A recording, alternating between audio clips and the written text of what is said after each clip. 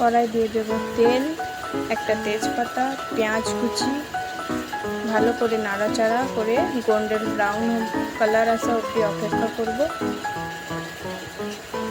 তো আমার golden brown colour এসে গেছে। এখানে দিয়ে দিন আদা রসুনের পেস্ট আর চিকেন, ভালো করে নাড়াচাড়া করবো। অল্প একটু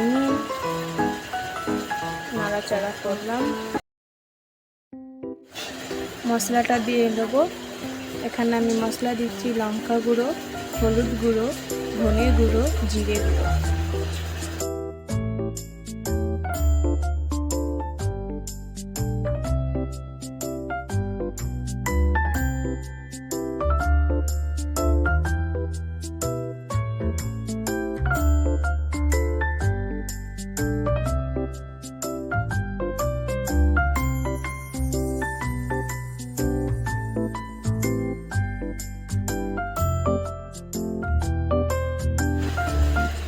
একটু টক দই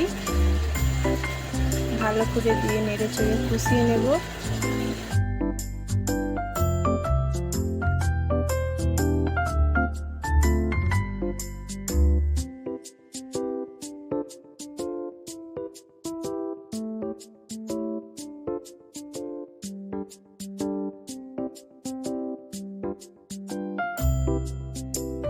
এখানে দিয়ে দিলাম ম্যাজিক মশলা, ওটাকেও ভালো করে মিক্স করে নেড়ে চেড়ে নেব।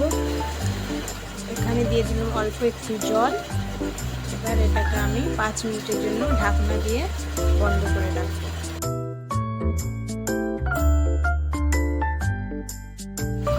তো আমার চিকেন কষা পুরো রেডি হয়ে গেছে। তো এই ভিডিওটা যদি ভালো লাগে অবশ্যই চ্যানেলটাকে সাবস্ক্রাইব আর লাইক করতে একদম ভুলবেন না। আর কমেন্টে বলবে আমার ভিডিওটা কেমন হলো। আল্লাহ হাফেজ।